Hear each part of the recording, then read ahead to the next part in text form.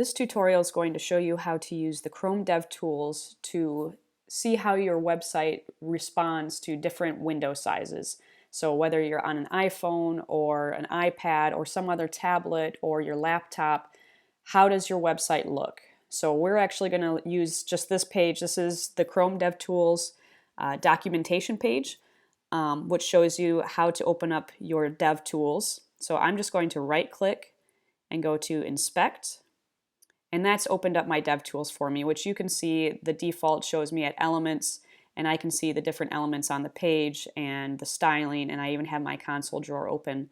But what I really care about is the responsive design. So for example, if I move my window bigger like this, you can see there was a size that was changing up here in the upper right, and that is my screen width and my screen height. And you can see that the text starts to move around as my width changes. So for example, this contents menu changed size. If you look at the navigation bar up top, that's going to be a good spot to see responsiveness.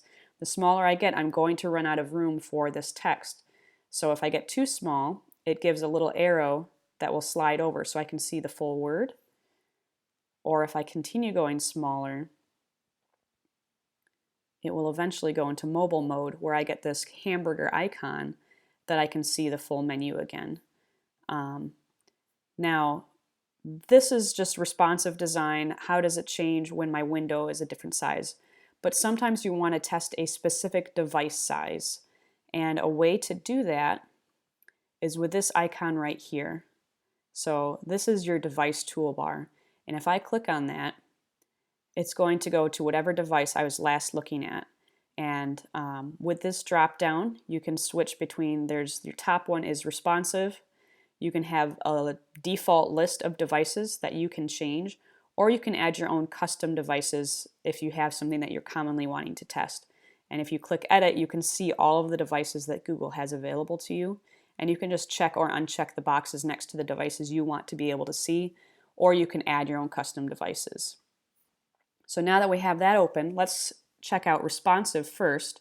So responsive is kind of fun because you've got this bar across the top here, which just gives you a lot of standard sizes. So we could go to mobile at 320 pixels, so mobile small, mobile medium, mobile large, tablet, laptop, and another laptop.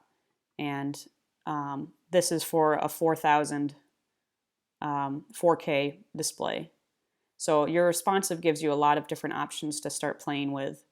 But these are just kind of your standard default sizes. If you want to get to a more specific device, like your users maybe are on iPad minis a lot, you can switch to iPad mini, and that gives you your specific size. And if you want to have it zoomed in a little bit more so it fits your screen, or see it at the exact size, you can change your zoom right there. And then, so this is how it looks like on an iPad mini that's in vertical mode. And if I click on this rotate button here, I can see my iPad mini now in horizontal mode. And that may change how I view everything. So you can see sometimes you need to hit refresh to see it change, and sometimes you don't. It just depends on how the page is responding. But that rotation, you can see how it's handling it differently. Let's try that again on an iPhone 6. So this is vertical and then horizontal. So the styling looks to be about the same in both of these, but this is how your user would see it depending on how they're holding their device. So that is how you can use the DevTools to see how your site is going to respond in different types of devices. This does not take into account how different browsers are going to behave. So for example, Google Chrome and Microsoft Internet Explorer are going to treat code itself a little bit differently in certain situations, but this is going to give you at least your size, resizing, styling. So each of those different browsers, they sometimes don't follow the same standards, and so behaviors might be slightly different. So you're still going to want to do browser testing for any browsers that you want to support. But when it comes down to window size, this is a great way to get an idea of what your different users are going to be experiencing.